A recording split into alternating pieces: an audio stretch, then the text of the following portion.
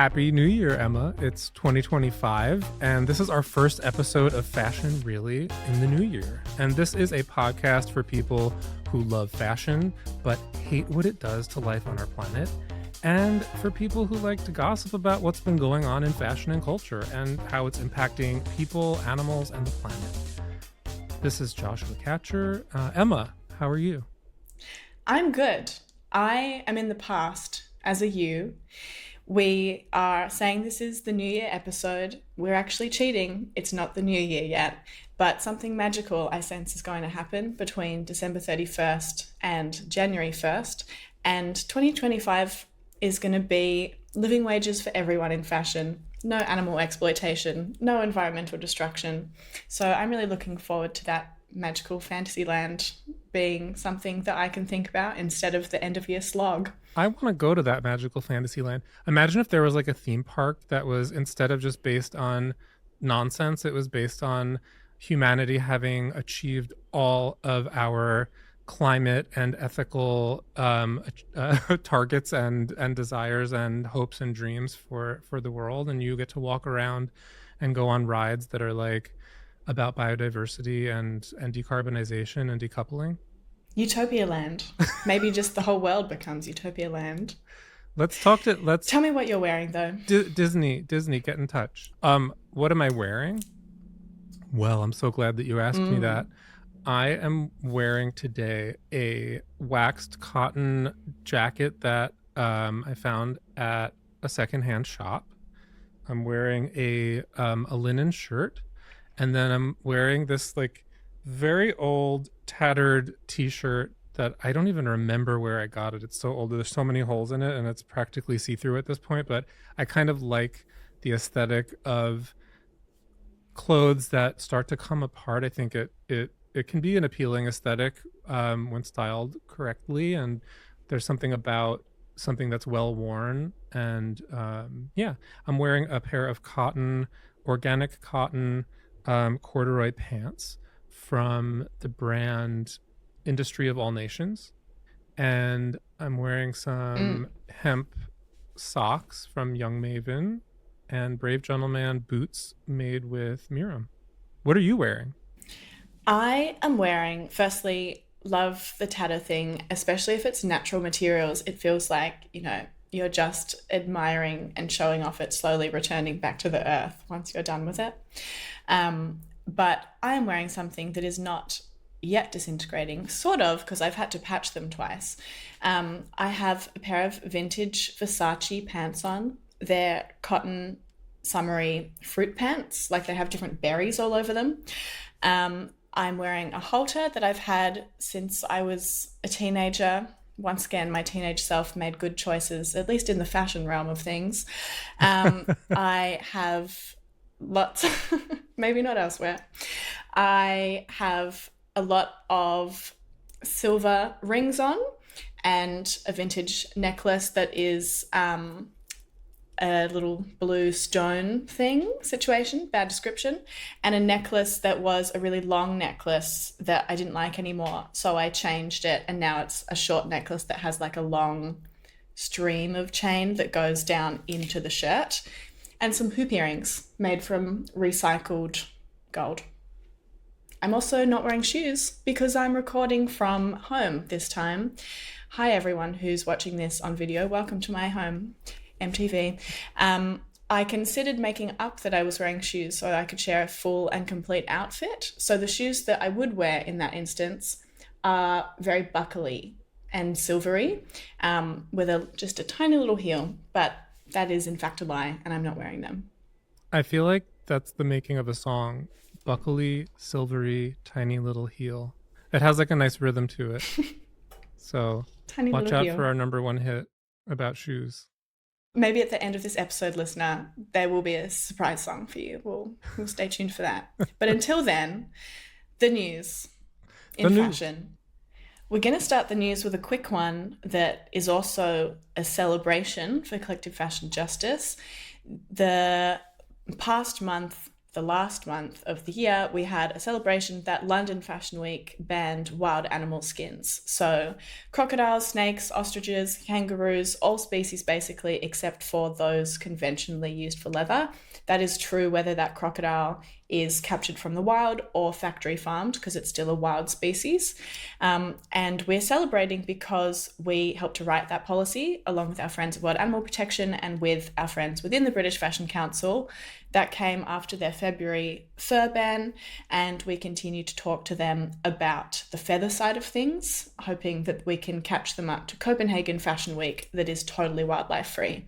But this is a really big deal because London is the first of the big 4 fashion weeks to ban both fur and wild animal skins. So that makes me feel very hopeful that in the year ahead, we might see some movement from those other big guys. That is a huge deal. And I don't know if people can really wrap their heads around the fact that London Fashion Week setting any sort of precedent or making any sort of big statement like this is going to have far-reaching impacts and is going to end up influencing major brands, and the press and the buyers and everybody that attends those shows. This is a really, really big deal. So huge congratulations to Collective Fashion Justice and the other organizations that helped make this happen. Amazing, amazing work. Something else in the news is that the Fashion Act is back. It's a new legislative session in New York. And this landmark piece of legislation, which would improve the fashion industry's environmental and social practices by holding companies accountable for trash fashion and levels the playing field for people who are already trying to act responsibly and sustainably. It would do things like mandate companies to disclose their supply chains, make companies take responsibility for their human and environmental impacts, and help improve workers' rights and wages, and also help set climate targets that are in line with the Paris agreements. So there's a big rally happening on January 21st in Albany, in the capital of New York. And if you are somewhere in the New York State area and you want to participate, go to thefashionact.org and you can help get this important piece of legislation passed. That's so exciting. And it's been a little slow moving because of how state politics seems to work, at least in New York, in America. There's only so much time once all the budget stuff is done to actually get things through. But this is super exciting, especially because, similar to how London Fashion Week will impact other things, this is not just for brands that are from New York, but any brand that is selling into New York that is over a particular monetary threshold is going to have to deal with this. And that means basically every major brand, because of course they're selling to New York. So love that. Very exciting. Collective Fashion Justice has endorsed the act and we love all the people behind it. Yay. I have another piece of news that is from a part of the fashion industry that we don't really hear about so often. So in Bangladesh, where so many of the fashion industry's garments are made, there have been workers who have been arrested following strikes that reportedly became dangerous for the owner of a denim factory. The factory was called Mahmoud's Jeans, and the deputy managing director, who's also the son of the owner, he filed a criminal complaint against 500 of the working people there. 18 of them are named. He said that there were flying bricks, branches, and metal rods, that he was hit in the head, that he fainted. So really it got to a quite extreme degree. And there's obviously a problem with that, but some of the organizations that represent workers have been trying to contextualize it and saying things like Nazma Akhtar from the Awaj Foundation said, what has been committed didn't happen overnight. How are workers expected to survive, pay their rent, or afford groceries? Their lives are threatened. And so workers are angry. And I think that what I want to raise with this news is how totally removed we are as people in the fashion industry from this kind of issue. Big brands don't comprehend that when they have late payments, when they have too small payments and aren't paying factories enough, there's seriously destabilizing impacts from that. The manager who was attacked was trying to sell some of his property so that he could afford to pay the workers. It's such a mess, and it's the people at the very top, these wealthy brands from Western nations that control so much of this situation, who aren't really shaping up to acknowledge how much power they have over this and how much of a huge problem it can become for the people on the ground. That's really sad that that's happened, and it highlights the need. I think there's a buzzword that people hear all over the place now: transparency this, transparency that, and you might not be connecting the reality of what that means, and this highlights how important transparency is, that having an understanding of how far back into the supply chain something as simple as a delayed payment or not paying for something, burning folks who work in factories. I don't mean burning them like with fire, but burning them by not paying them. This has ramifications that travel geographically, that travel through time. When these brands are not paying fairly, or they're delaying payments, or they don't pay, this has impacts that last long periods of time and can really harm many people. And this is just one example of many, I'm sure. And the last thing I'll say on that is a senior lecturer on economics at Dhaka University, Sifat Ishti.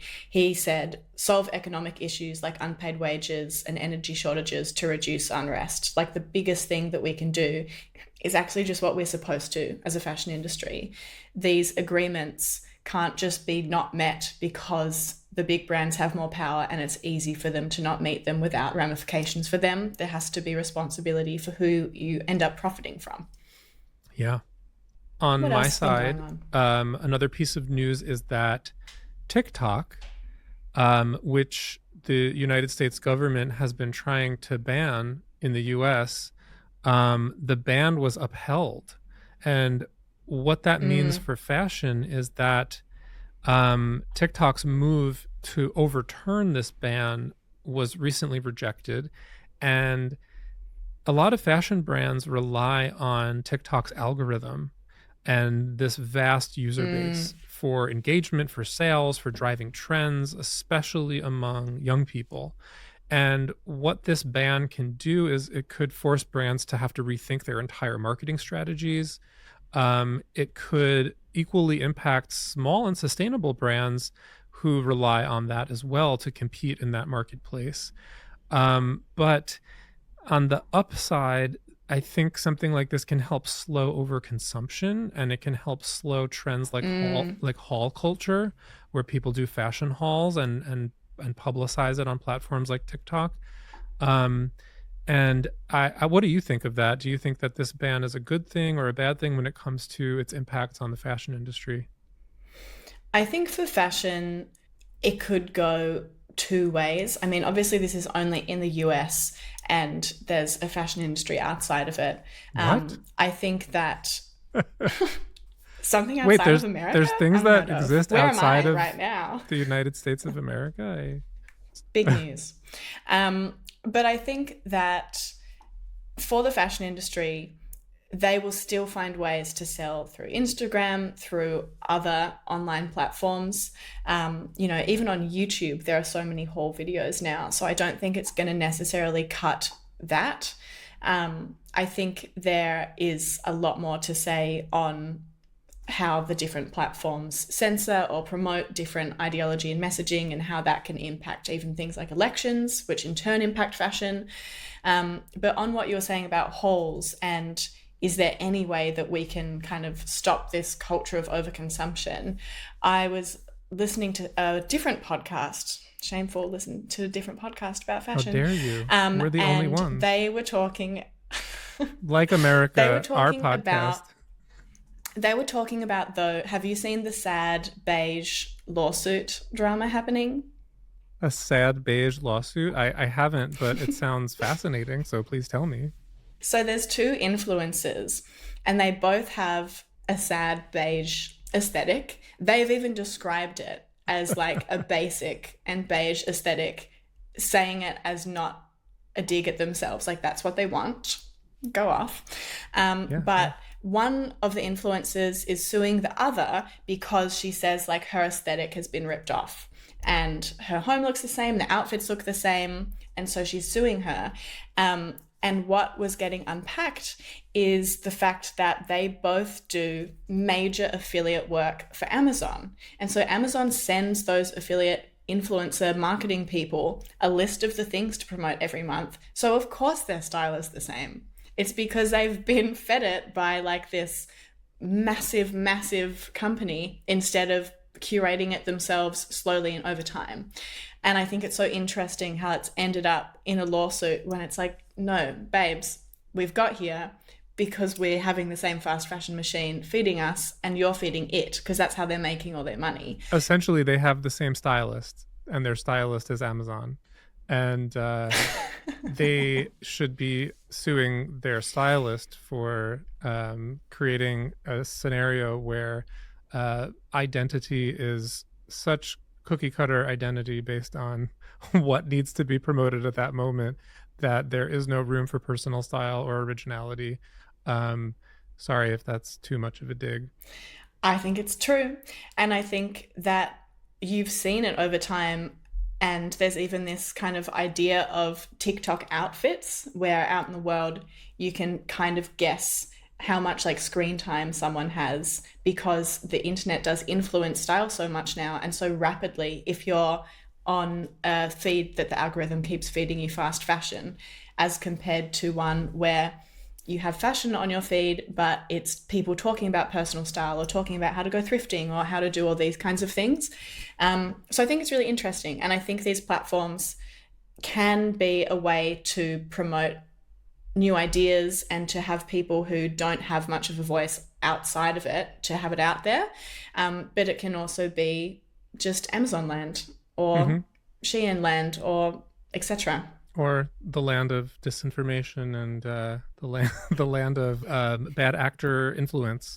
It's certainly not the utopia land that we started this episode with. We can say that much for sure. We're gonna go on vacation to Utopia Land when it opens, and we might live there, and we might have our podcast from Utopia Land. Perfect. I've got a few other quick news items.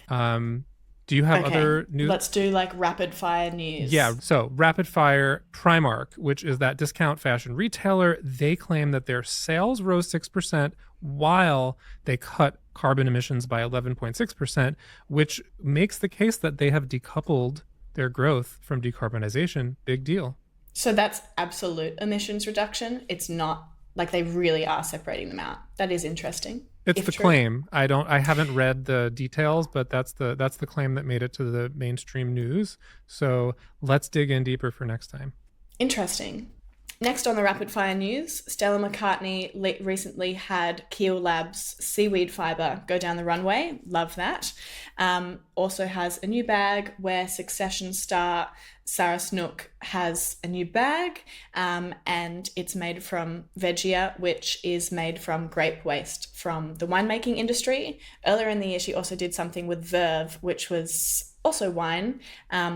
And that was a nice bag that we featured in one of our shoots that was displayed at the Global Fashion Summit. Very cool. And this advertisement and the bag is inspired by horse riding and equestrianism. So equestrianism, is that a word? That sounds like a condition of riding horses. So this bag is inspired by horse riding. And I feel like it's sort of strange to have a vegan next gen leather bag with the idea of riding horses. How do you feel about that? I think it's interesting, and actually not the first time it's happened. Gucci had their Demetra bag, and it was for their classic horse bit bag, which is like the piece of metal that is forced into an animal's mouth to ride them. I think that it's just clear that we haven't got so much of a holistic view of what it means to move beyond the animal exploitation component. It's great for so many other reasons, though, when we look at the material. But yeah, interesting. In India, 6 major fashion brands joined Canopy's campaign to protect forests and push circularity. And those brands are Doodlage, Lovebirds, Kasha, Pawan Studio and Sonam Ketan, as well as Urvashi Kaur. Love that for them, and love protecting forests. The next segment normally is something that we've read, but we're not doing that. Not because we haven't read things, we have, it's just a secret we'll never tell.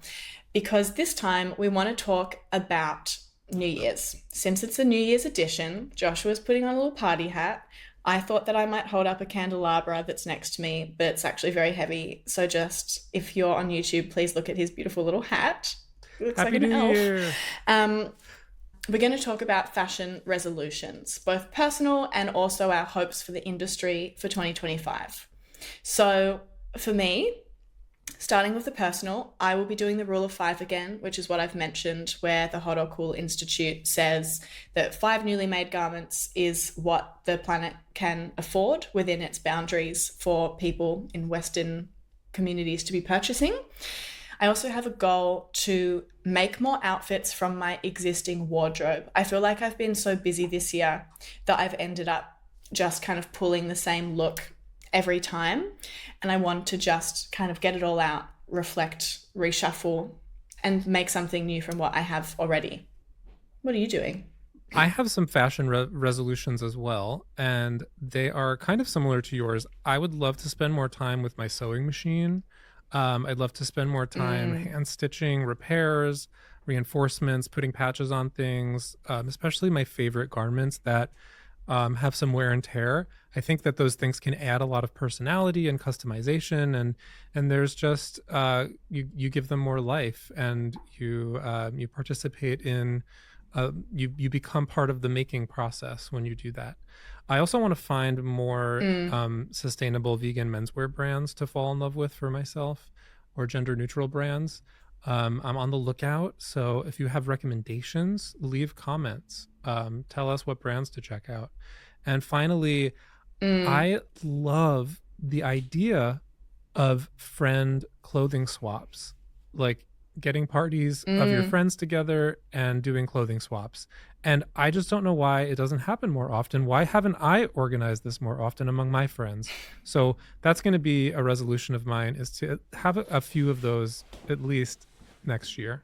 I request that you do one when I'm in New York so that I can be a part of it. Well, you got to bring a big suitcase of your clothes to trade.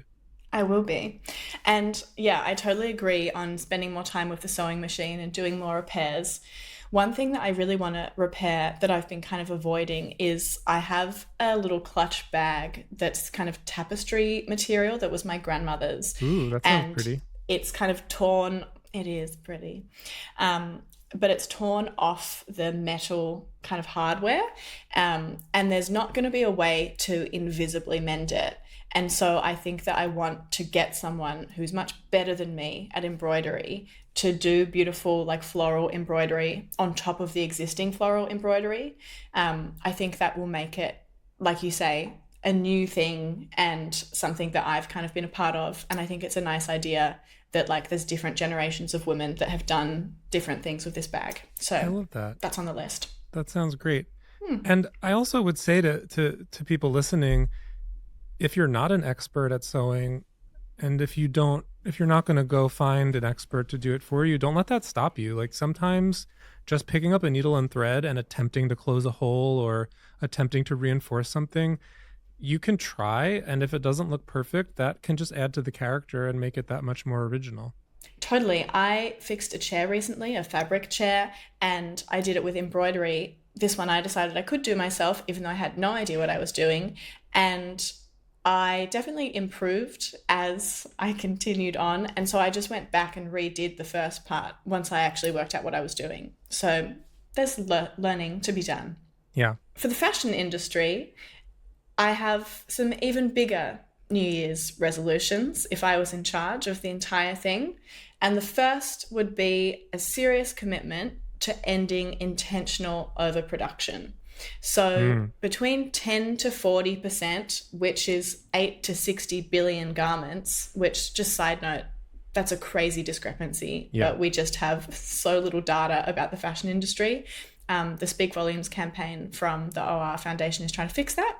But anyway, 10 to 40% of clothes that are made every single year are not sold.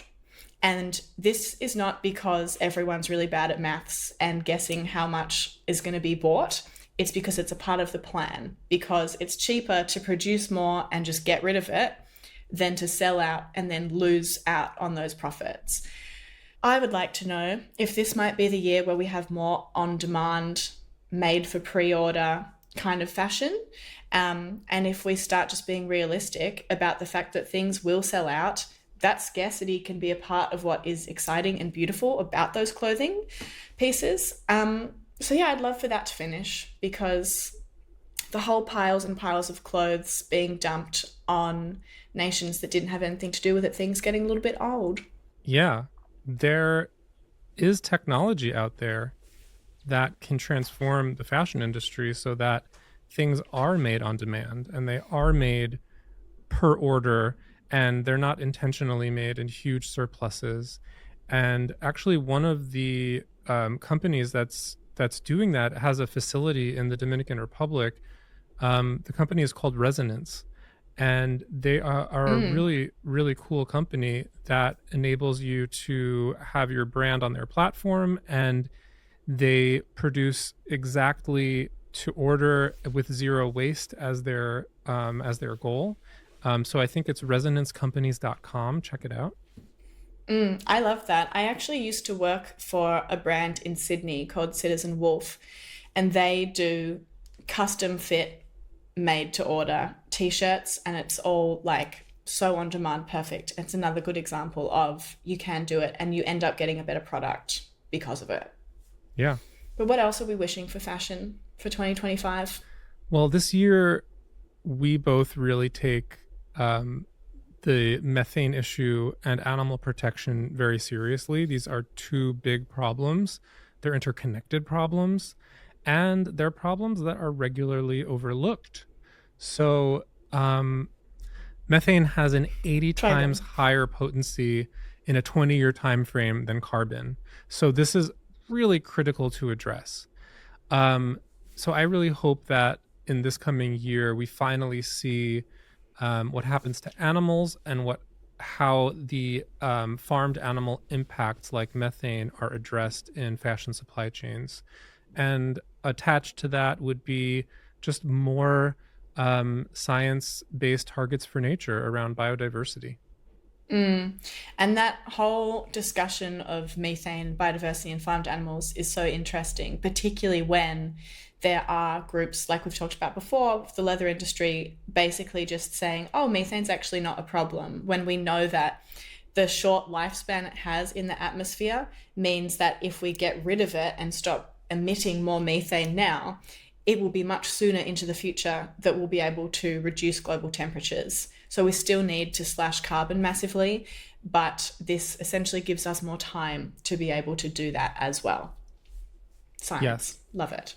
Another hope that I have is that we have more patient investment in long-term solutions to scale innovation.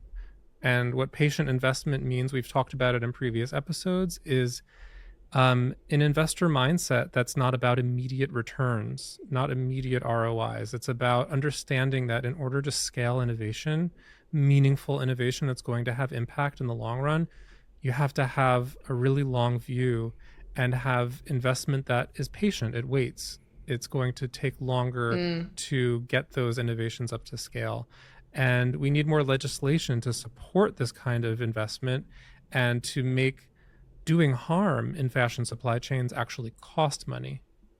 Totally, the investment thing is a huge problem. This idea that like, oh, we invest in material once, it should be perfect tomorrow is unrealistic. And we need to have more collaboration where brands are like, this material is not ready yet, but it has a lot of promise. How can we work together long term to make it exactly what we want? Because otherwise there's not going to be any funds for those innovators to get to that point.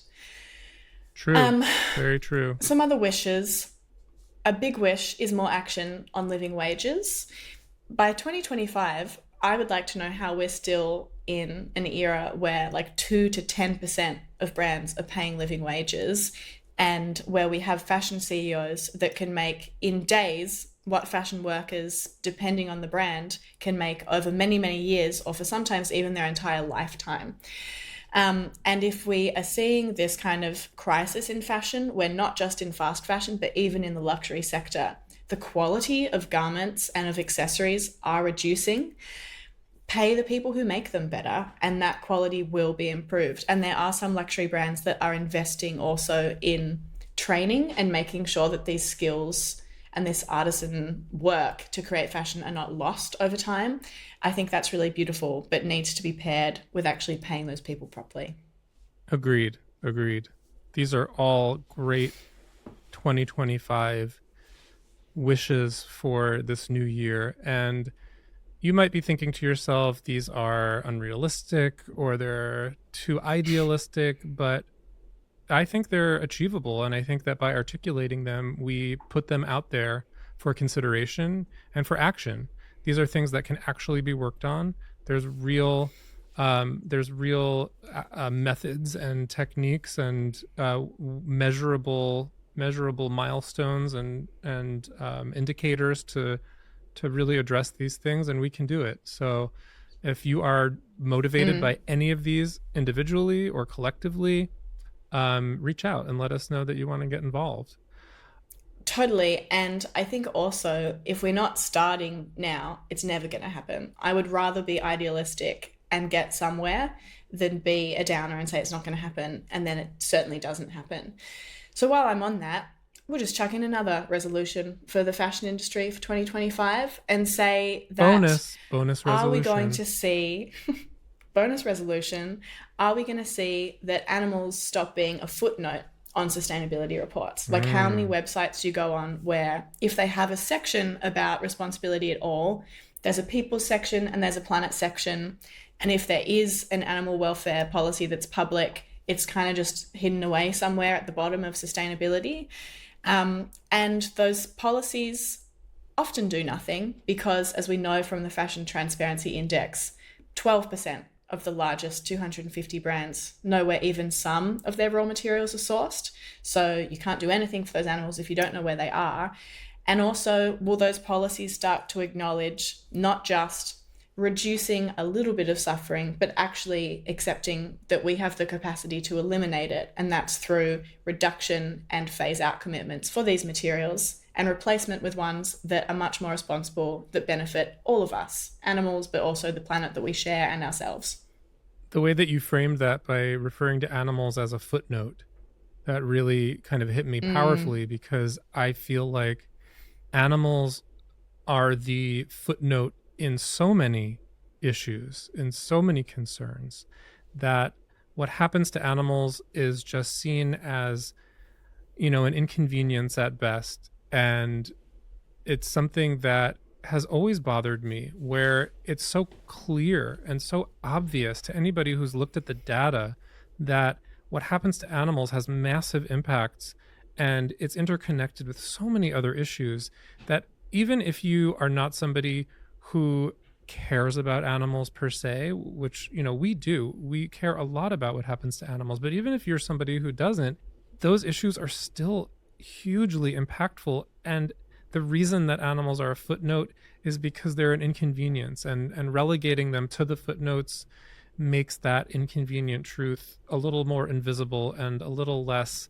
needing to be addressed. And it holds up all sorts of problematic behaviors and illusions about how we can get out of these problems without really addressing some of the core issues.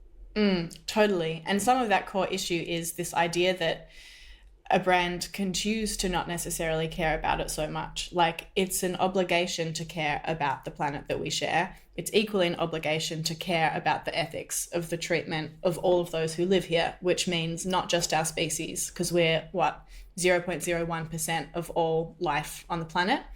It's a pretty small portion to be thinking about. On this, yes, greenwashing. Every episode, we like to tackle some of the worst greenwashing offenders, and it can be in a lovingly way or a not so lovingly way. So which way are you confronting greenwashing this week, Emma? I'm in a good mood because I have a holiday coming up, so I'm not going to be too brutal today, but I will say that I'm disappointed. I'm not mad, I'm disappointed. And I'm disappointed in Louis Vuitton this time. It's happened before. And this is because while they have celebrated that 78% of their materials are sourced in compliance with their responsible sourcing policies, which means that according to them, they're certified under, quote, the strictest of environmental standards, let's discuss what the strictest of environmental standards mean.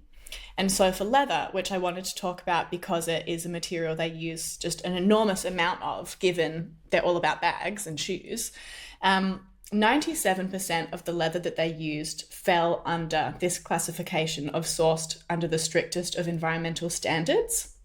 However, this leather is leather that is certified by the Leather Working Group. It is correct that the Leather Working Group is the strictest environmental standard for leather, but that doesn't mean that it is strict at all. Basically, all it does is address some of the chemistry that is used in the tanning process. It does nothing about deforestation risks, biodiversity risks, the climate footprint associated with methane emissions. There's nothing about really any other part of the environmental impact. And we know that raw material sourcing is where most climate, biodiversity, other environmental impacts come from. And so my qualm, my greenwash issue is phrases like strictest of environmental standards, where brands know that that's going to be perceived as very strict environmental standards rather than this is the best because we have nothing else and it's actually pretty bad anyway. It's as if the supply chain doesn't exist prior to the tanning process. It's as if farmed animals are not It appeared being out of thin air. bred and raised and grazed and having land cleared for them and having feed grown for them and all of those impacts that it takes to rear those animals. And it's almost like they don't want you to know that that part exists. And don't look over there. Don't pay attention to that. We just want to talk about tanning. Which even for the tannery phase, I have seen the Leather Working Group refer to ethical leather through its sourcing. It doesn't ensure living wages for the tannery workers. So even just in that tannery phase, it's not doing that much. So that's mine. What's yours? Well, unfortunately, somebody who I admire did something that I don't love so much, and that would be Gabriella Hearst's announcement about her exotic skin use. And before I get into exactly what that was, I want to take us back in time to about 10 years ago, where there was this trend in nutria fur, and nutria are these rodents that are considered invasive in the South in the United States, having big impacts on the wetlands in Louisiana. And the fur from these nutria was framed by the industry as guilt-free fur by an organization called Righteous Fur. And this was a way to kind of repurpose invasive species. But this approach, it perpetuates the normalization of fur in fashion in the first place. It ignores the cruelty of fur production altogether, the toxic tanning process, and the role that the fur industry plays in creating this ecological problem in the first place, because nutria were introduced in the 1800s to this area by the fur industry. So the fur industry caused this problem. How convenient. And then they pretend to be the solution to the problem. So what happened with Gabriella Hearst's exotic skins is that they are using so-called invasive python skins as an ethical leather. And what this does is it overlooks the documented issues of an unregulated trade where there's falsified sourcing claims, there's extreme cruelty in the way that these pythons are killed, usually by inflation with an air compressor or a hose. And despite claims of sustainability, the global python skin trade is rife with illegal practices, inhumane treatment. It's a poor solution to ethical or ecological concerns. And so promoting materials like this, it risks perpetuating the use of animals in fashion in the first place. So turning an invasive species into so-called luxury fashion it just normalizes their use as a commodity, that animals are it's acceptable to view animals as a material in the first place, and it incentivizes further trade. It continues to keep this product in the fashion system, and the reality of invasive pythons in the Florida Everglades is that it was because of the pet industry, and then Hurricane Andrew, with Oh, really? which blew through the Everglades in 1992. The combination of these two factors is what ended up releasing the pythons into the Everglades. And there are ethical control methods: deterrence, fertility control, preventing breeding. And we're smart. We are problem solving people. We can come up with ways to help control this invasive species without incentivizing turning them into luxury fashion. It feels almost as if like somebody's capitalizing on a problem and packaging it as something that's ethical and sustainable, when it's much more complicated than that. I think this is such an interesting topic for so many reasons. Because, one, as you said, if we say like python skin is back, most of the world is not going to look at it with that much nuance. And we're going to see the backpedaling like we did with fur. Fur went down and then it rose back up again. And part of this is why that happened. I think when it comes to wild animal skins, as you say, there's this total like fantasy that you can go into the wild and capture and kill animals and do that consistently in a way that causes no suffering to those animals. It's the same argument that is made for the kangaroo leather trade. They say, it's highly skilled, blah, blah, blah, but there's no way to go in the nighttime, which is when they do it, shooting animals, hoping for the best without that causing a lot of suffering. And it also, again, just objectifies them. I think we have to acknowledge that we live and coexist with species, whether or not they are native or they have been introduced and do have to be managed, because from an ecosystems perspective, we do actually have to manage these species, but we have an obligation to use all of this intelligence that you say we have, and that sometimes maybe we have less of than we think about.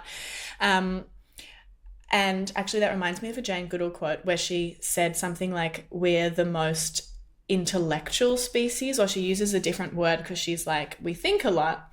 We don't necessarily do that much good stuff with the thinking. But anyway, we have an obligation to make sure that the way we deal with those species is aligned with how we want to view the world. And I don't think just going out guns blazing is the answer. I think it's disappointing that a brand that I also love and that does so many good things for ethical and sustainable fashion has been pulled into this false solution, especially when we know that consistently introduced species are killed and culled and they continue to come back. It's not even a very effective solution. It's not working. Yeah. Coyotes are the perfect Tell me example more. in North America, where these animals were viewed as pests, and there have been massive extermination campaigns trying to get rid of the coyotes, and all of these efforts have only backfired. And it's not something that works, and it causes vast amounts of cruelty. We can address these issues with more compassion, with more intelligence, and we don't need to be in denial. Yes, invasive species harm other animals and they cause ecological problems, but let's deal with them from a place of intelligence and compassion and science, and not from a place of creating a demand and a trend around these exotic skins that, the python skin trade is valued at $1 billion, and there's a mirror illegal python skin trade of the same value.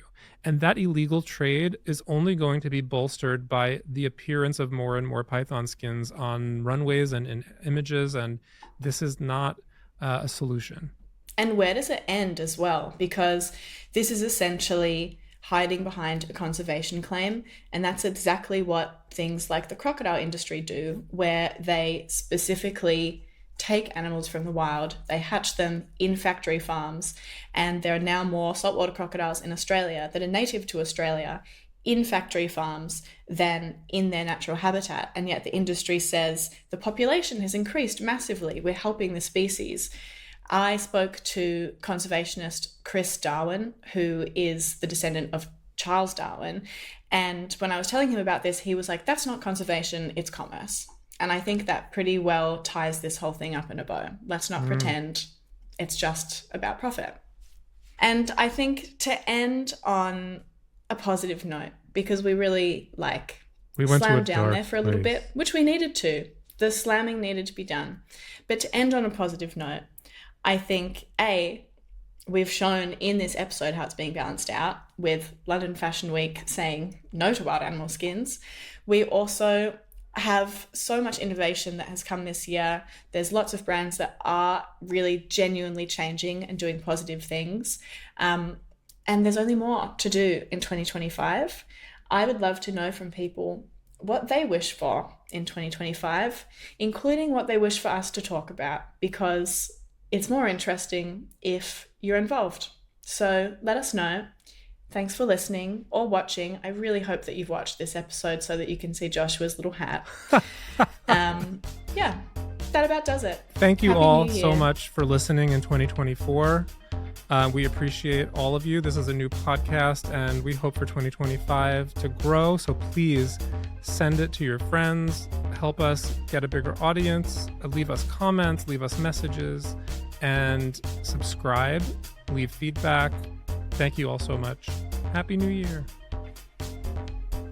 Bye. Bye.